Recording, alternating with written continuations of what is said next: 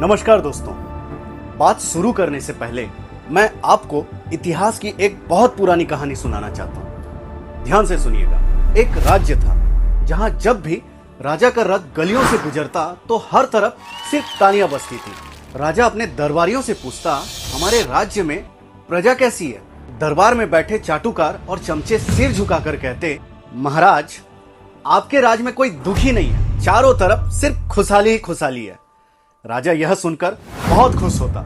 उसे लगता कि उससे बेहतर और दयालु शासक तो दुनिया में कोई है ही नहीं।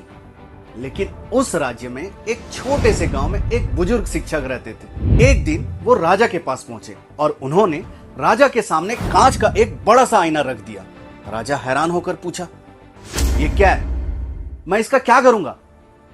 तब उस बुजुर्ग ने बड़े शांत स्वर में कहा, महाराज, जब आपके दरबारी आपकी झूठी तारीफें करें तब आप इस आईने में अपना चेहरा देखिएगा। अगर आपके चेहरे पर अहंकार और झूठी शान दिखाई दे तो समझ जाइएगा कि दरबार आपसे सच छुपा रहे हैं। और जिस दिन आप इस आईने में झांक कर अपनी प्रजा के आंसू देख पाए, समझ लीजिएगा कि आप सच्चे राजा बन गए हैं। लेकिन जानते हैं आगे क्या हुआ? अगले ही दिन राजा के आसपास रहने वाले चाटुकारों ने राजा के कान भरे। महाराज, यह बूढ़ा आपका अपमान कर रहा है, यह आपकी चमकती हुई छवि पर दाग लगा रहा है। इसे राज्य से बाहर निकालिए और इस आईने को तोड़ दीजिए। राजा चाटुकारों की बात में आ गया। उसने गुस्से में आकर वह आईना जमीन पर पटक कर तोड़ दिया। और परिणाम जानते हैं क्या हुआ? राजा को कभी भी अपने और अपनी व्यवस्था की कमियां दिखाई ही नहीं दी।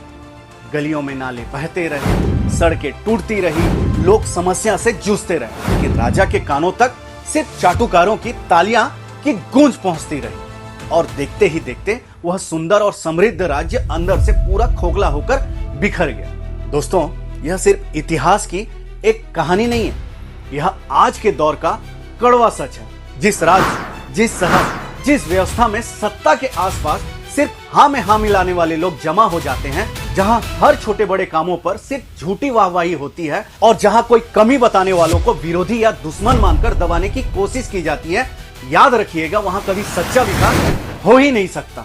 चाटुकारिता कभी किसी शहर को महान नहीं बनाती, वह सिर्फ शासक को यह भ्रम देती है कि सब कुछ ठीक है। चाटुकार राजा को वही सुनाते हैं जो राजा सुनना चाहता है, लेकिन एक सच्चा नागरिक राजा को वह दिखाता है जो शहर वास्तव में झेल रहा होता है। दुनिया का इतिहास गवाह है, सफल और महान समाज वही बने हैं जहां की प्रजा ने सिर्फ तालियां नहीं बजाई, बल्कि समय आने पर सत्ता को आईना भी दिखाया है। और सबसे महान राजा वही कहलाया है जिसने उस आईना को तोड़ा नहीं, बल्कि आईना में अपनी कमियां देखकर उन्हें सुधारने का साहस दिखाया है।